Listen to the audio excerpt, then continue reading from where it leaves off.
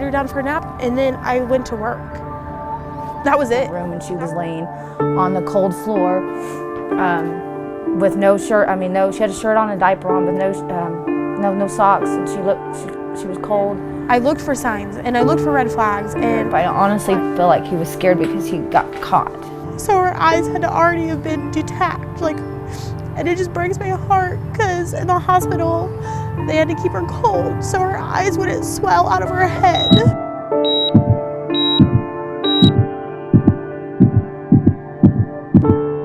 Who's going to stop this? Two women, two separate stories, two viewpoints of a horrific and heartbreaking crime. This baby did not have a voice. These babies don't have voices. These photos, mugshots, becoming all too common. The faces of people charged with crimes against children. In all cases, the child died or suffered extreme abuse. I just wish I could just go in the other room and check on her and see her sleeping and realize this was just a nightmare. I sat down with Casey Loud.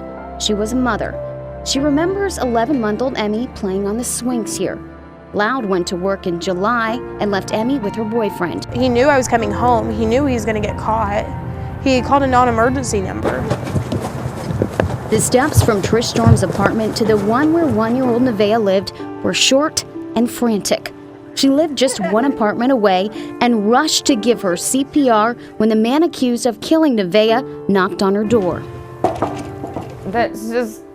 You just give her back to God, really. Sergeant Michael Brown says these two cases are a glimpse at a bigger problem. The number of cases that are reported on the news pales in comparison to the number of reports we get on a daily basis. There were 14,159 cases of confirmed child abuse in Oklahoma from July 2013 to June 2014.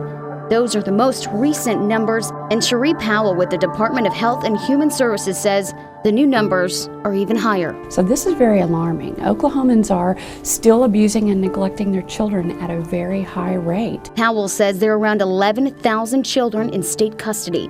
They were taken from homes where there was no other option. When we see children come into state custody, often we'll look back through histories, and we're seeing children who we saw their parents and their grandparents, that we had involvement with them for generations. And the answer to the problem begins and ends with people and you. Make it so that you are so angry about what you're seeing on television that you will do something. Start with learning there are no boundaries. It's not based on socioeconomics. And understanding it's okay to question and report what you see. Storm's learning that lesson after never seeing Nevaeh outside. You have to give a baby sunlight. Baby has to have sunlight. And most of all, knowing that the most important thing a child needs is love. It's been 5 months and I'm still stuck in July. I didn't even realize it was December. If you look at this map, you can see that child abuse occurs all over the state of Oklahoma, and we have an in-depth look at that for you on our website, ktul.com, and don't forget to join the conversation on Facebook as well. In the Web Center, Maureen Wirtz, Tulsa's Channel 8. The Lord bless you and keep you. The Lord lift his countenance upon. A group of high school kids in Wisconsin took 4 days off from classes to learn the lessons of the Oklahoma City National Memorial. It's hard to imagine there are some Oklahomans who've avoided a visit. The students' music is very appropriate for this memorial. While it's a place of tremendous suffering and death, it's also a place of incredible peace. It's something every Oklahoma family should experience. Okay, look at how this tree leans this way. You can See tell that? the bomb was over there. They're kind of Burned there. See, it's sort of black. Bob Smith has 3 generations of his family here because he worked in the dust of the Murrah building on that day. He wants his grandkids to carry on the spirit of this place. And you guys are Oklahomans. What does that mean to you? Yeah, what does that say? We don't give up. Yeah! Smith is retired from the bomb squad of the Oklahoma County Sheriff's Office. He was part of the rescue effort from day one. Affirmative. We just heard some loud explosions. We've got several injuries downtown on an explosion. Okay, where at? He knows the scene of America's worst domestic terrorism is also a place of great heroism and selflessness. It was the spirit of everybody pitching in, doing their part. They saw the need. It was just so devastating, and they saw the need to do something. Everybody wanted to do something good. Everyone who was here for the rescue and recovery effort will tell you there was an atmosphere that no one expected. There was urgency and energy, but very little was said. On the day of the bombing, this was the most holy place I've ever been. I stood in the middle of that street, basically right there, towards the end of the block there. And to me, with all of the turmoil and everything, it was a peaceful place. In the days and weeks that followed, thousands would join forces to overcome the attack. They set a world standard for responding to tragic circumstances. And you can look at this place right now. To me, it's as peaceful now as it was in the middle of all of that turmoil. Surprisingly, the bombing changed a lot of people for the better. Bob's daughter says she's proud of him, and she thinks every American should walk through this place. I remember the day it happened pretty well, but just coming down here, I have so much respect for all of these families and all of these people, and it's really awe-inspiring to be here. She had never come across. Bombing survivor Paul, he says it's all quite simple. This memorial represents Oklahoma's finest hours and finest people. I'm proud of the way the community came together and have now memorialized this event that honors those that died, those that survived, and those that were changed forever.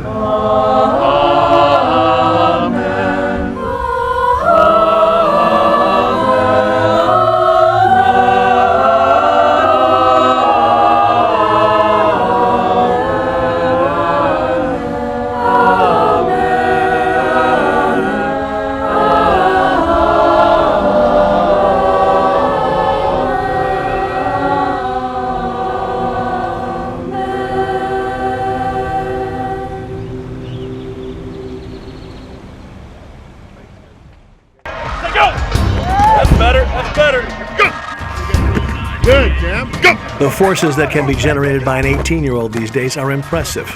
They're big, powerful, and the collisions are violent. Under the basic laws of physics, the dangers of the sport are growing with the players. Finishing that way! By today's standards, Broken Arrow doesn't have a giant high school football team.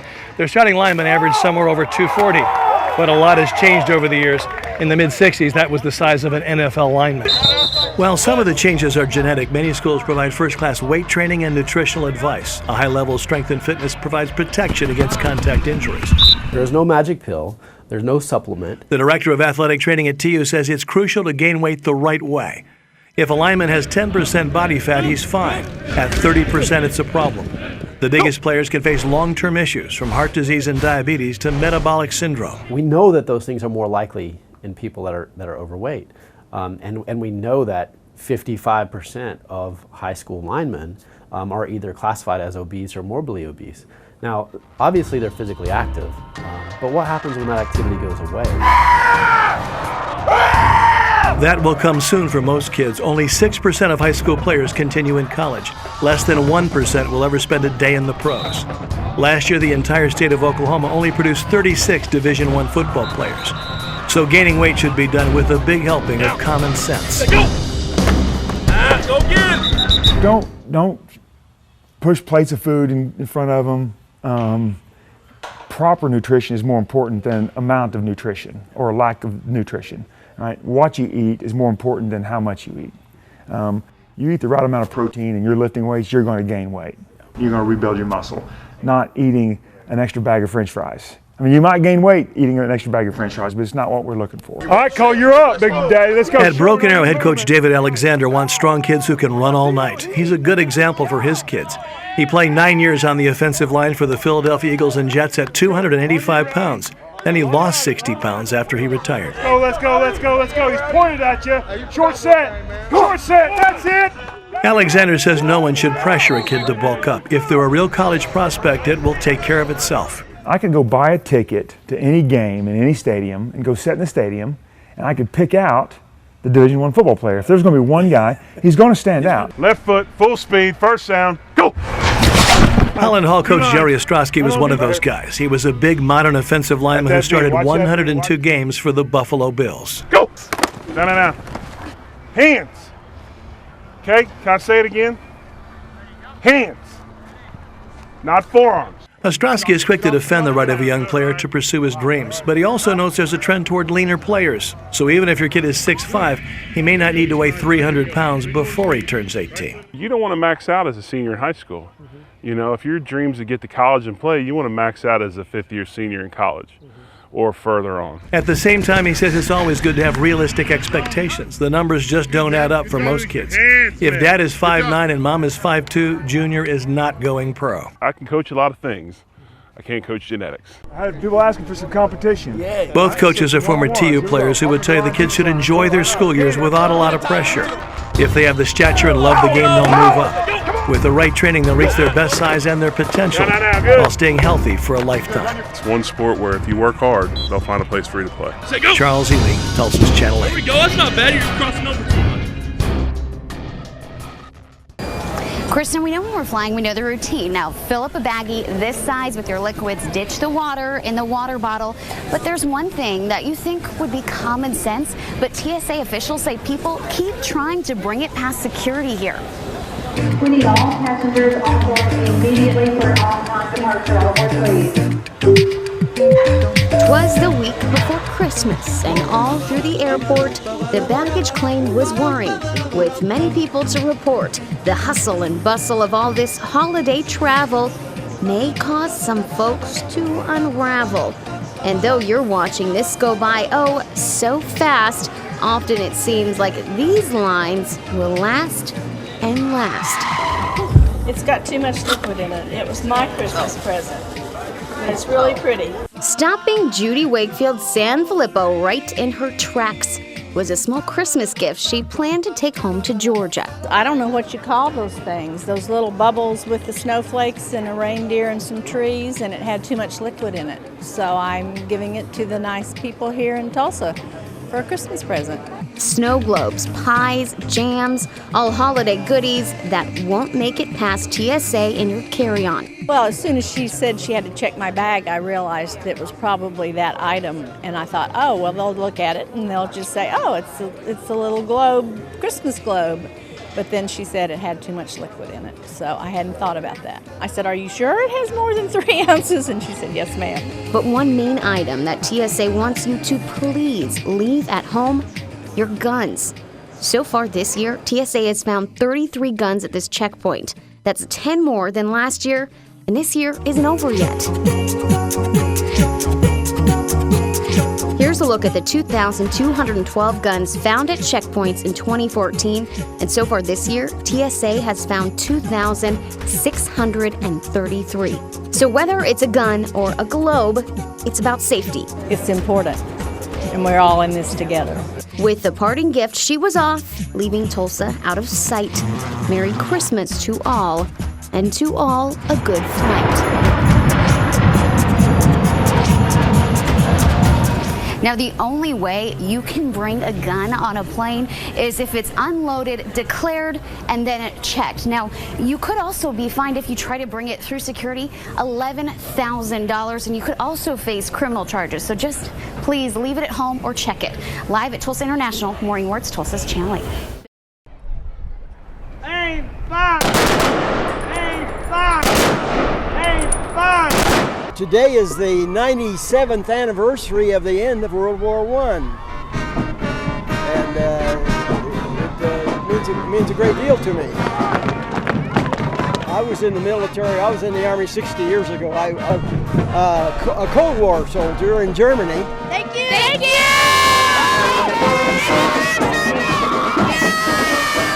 What does it mean to me? It means a lot to me because my mom was in the Navy and my dad was in the Navy too. It makes me feel very happy that people would risk their lives for our country. My father was in the Navy, and of course he passed away, so we just like to honor all the vets. My uncle was in the military and he was fighting for our country and he almost died. Freedom is different from my grandfather to my mom to me to now to him. It's learning in a different generation what freedom means, and you got to teach them at this young age. If you don't, you don't teach them what freedom is. Well, we want to teach our kids how to respect the veterans and how to, just raise them to look, forward to the great America. And this is a great time to have out here in downtown Tulsa and get to see everybody. They sacrificed themselves for us. That's big. Thank you, and I appreciate it. Thank you, and keep saving this world. I'm proud of my dad and my mom. That's the war ended. Yeah, and we're free.